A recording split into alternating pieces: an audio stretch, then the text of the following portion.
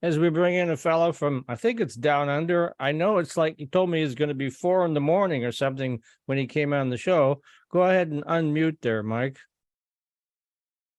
Yeah, not a problem. And thanks for having me, Mike, as well.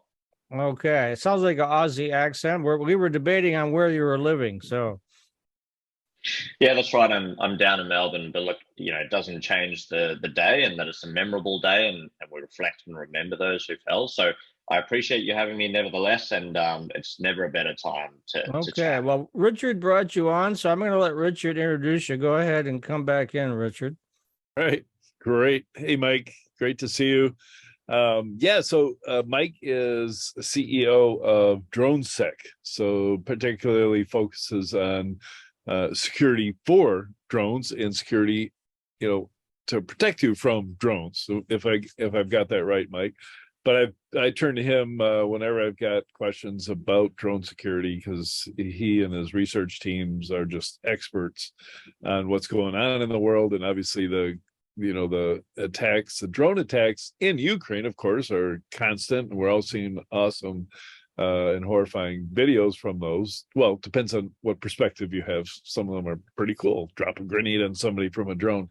But the one that got my attention, of course, were drone attacks on the Kremlin. And Mike's team did a fantastic analysis of that. And I was hoping he'd kick off with that story and just tell us, maybe not what it means, because that's a geopolitical thing, but what did happen. Well, let me also add, Mike, that we're on share right now. So if there's something you want to share from your desktop, it's the green button at the bottom. Feel free to do so at any time, but go ahead. Sure, I probably will have a few things to share, from a screen perspective, just to visualize some of the threats we're seeing, and I'm happy to talk about it as well. On the Kremlin topic, I mean, that was something where people have lots of questions about whether the capability of drones is enough to do what was said, right? 2 drones striking the heart of Moscow, right, coming out from somewhere like Ukraine. And part of that analysis was just looking at the technical side, whether the capability was possible, and then looking at, who could possibly do this. Is it the type of thing that a civilian could do by purchasing some parts and putting a drone together? Or is it something that is required of a large state actor? And the results will probably surprise you. And there's a reason why we say partisan groups and civilians could possibly have pulled something like that off and can continue to do so. So maybe I will share my screen and visualize some of the things we've been seeing, just to give your viewers a bit more of an understanding there. So I'm just going to share a window here. You should be able to just yell out when you see it. Yep. Can you see the slide okay? Yep, we're okay, there. Wonderful. So I'll try to stick to time, and feel free to ask some questions while we're going if we have that time. But just to visualize some of these interesting points, not too long ago, there was a bit of a interesting, collective online who was going up against the big trading companies such as Citadel.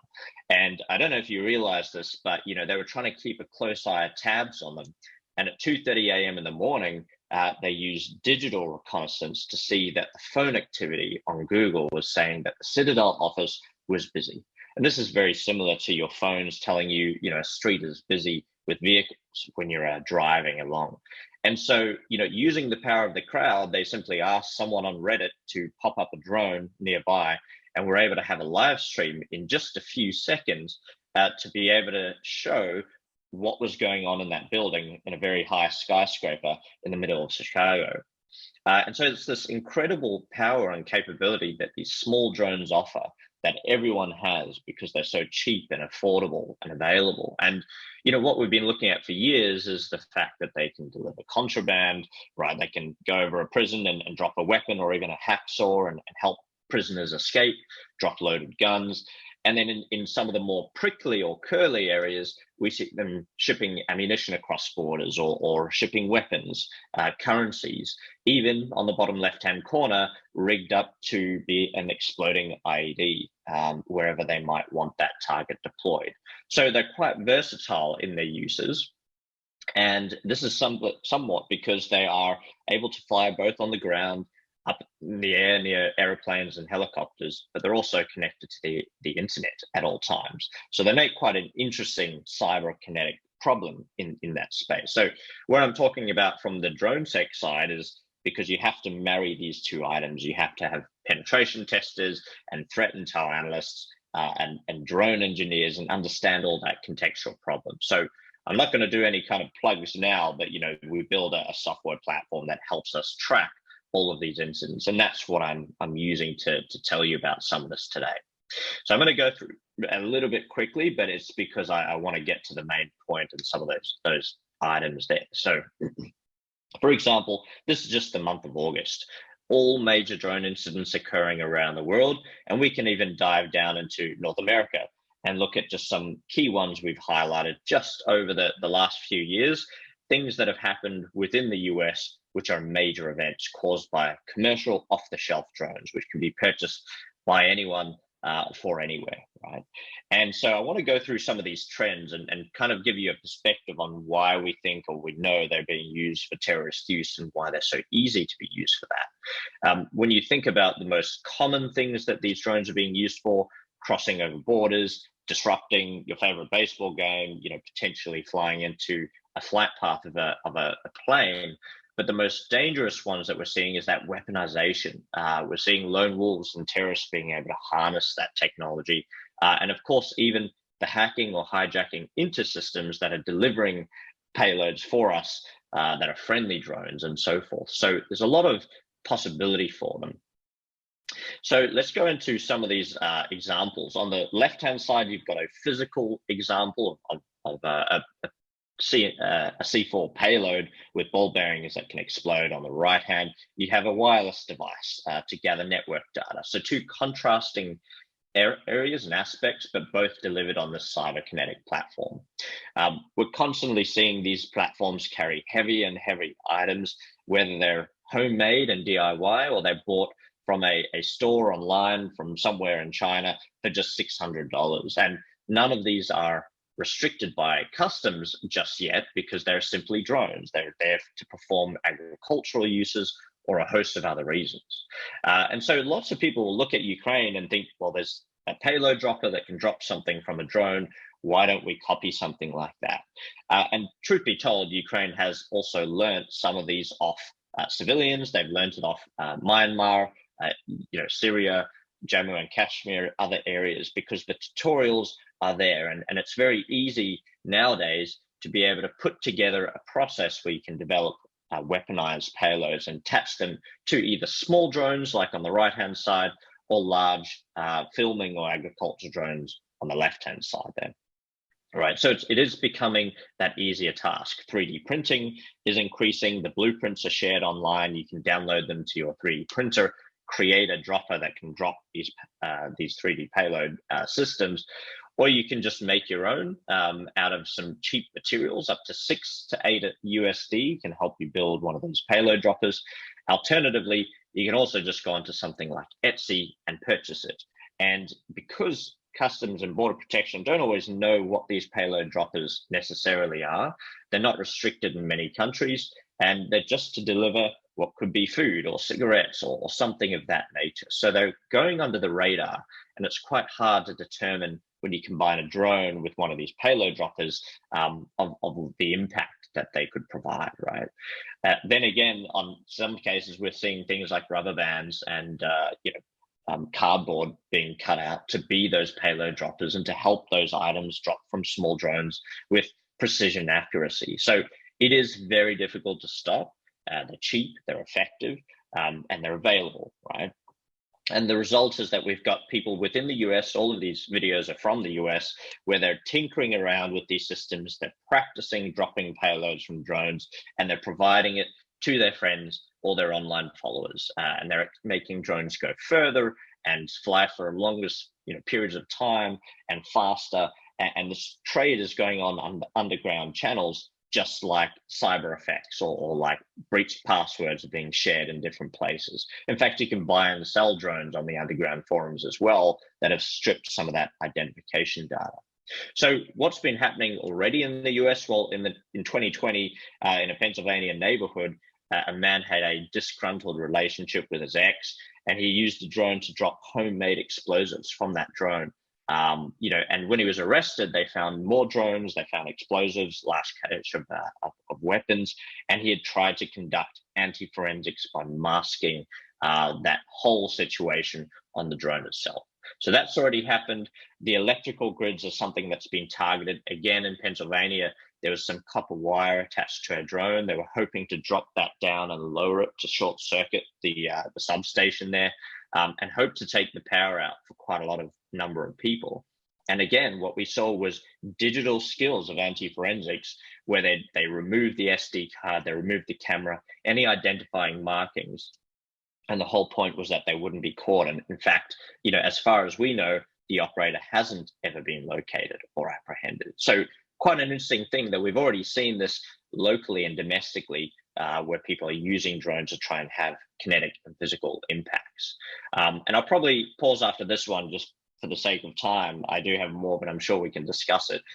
How can you do something like this? Well, YouTube and many other places are just full of these tutorials on how to put this together with a step-by-step process on even creating the payloads, creating the payload droppers, the stabilization fins, and of course, rigging your drone up so that a small button on your controller can cause it to drop something out of it.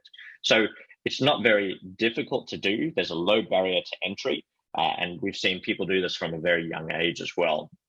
And the whole point here is that it just removes them from that threat. It puts them 2 or 3 kilometers away using radio frequency to conduct a physical action, and masked by cyber physical action items as well. And it just allows them to operate more freely. So I won't talk about the cybersecurity side because I think we're quite short on time, but I might pause there and Mike, hand back over to you and see if you have any questions you want to discuss before we carry on. Yeah, well, one of them would be, how do you defend against this? This seems to be like it's going to be the terrorist weapon of choice, particularly for those that aren't well funded. So how does one defend against these things? Yeah, well, there's a whole industry, which is the counter drone industry, right? And that is to try and stop or take out a drone. And there's many different ways. There's the physical side, which is shooting a net or another drone at that drone. There's the cyber side, which is trying to offensively hack or hijack into that type of drone and use exploits and vulnerabilities in the protocols and the wireless transmissions.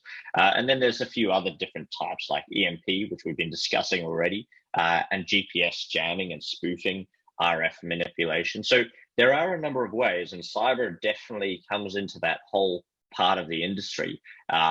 And the item's maturing, but the problem is people are smart and they're changing those frequencies and they're changing those drones all the time to try and stay ahead of the counter drone systems. Besides defending against these things, is there anywhere as far as you're aware toward some kind of regulation or it would seem to me that having videos teaching people how to drop bombs on one another is a pretty dumb thing to allow legally. What's the status of that? Richard, any ideas as to that regard? You killjoy. Jeez, come on. That's what you took away from this? You didn't want to go out and get a drone? I think it's a really dumb idea to teach to have videos that teach you how to drop bombs on your neighbors. I just don't think that's for... Finally, in the park across the street, I can have something that launches my kite for me. Oh, I can take it up to where the wind is consistent and let it go. Okay, that would be the Pollyanna version. Yeah, right. But... Yep. But I'm sure Mike's got some comments on the regulation side.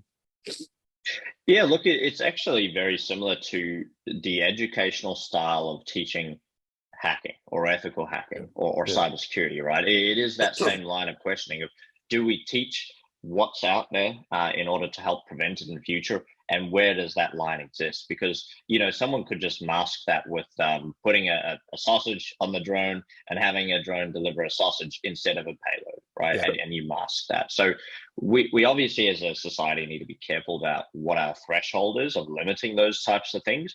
However, I think where the line needs to probably move, or the needle needs to move in that more restrictive side, is probably on the use of those payload dropping systems that the everyday person can purchase right now for $25. They are almost like a semi-automatic trigger that turns a weapon into a fully automatic. Yeah, That's yeah. the type of level of impact to have. I think I'll leave it at that. But it definitely needs a closer look, and there are some agencies in the US working on those regulations as we speak. Yeah, that's a good analogy. I think is the whole bumps, the bump bump stock stock, thing. right, Yeah, yeah. that turns a semi into a fully automatic.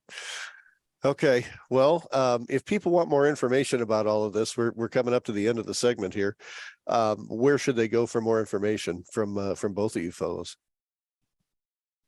Yeah, from my side, look, just info@DroneSec.com. You can get a hold of us, and we're happy to help you both on the drone cyber side and the threat intelligence aspect of it. If you're looking at the drone threat or what's going on in Ukraine, we're a perfect use case for that. So thanks for having us on the show and the ability to come and tell you a little bit more about what we do.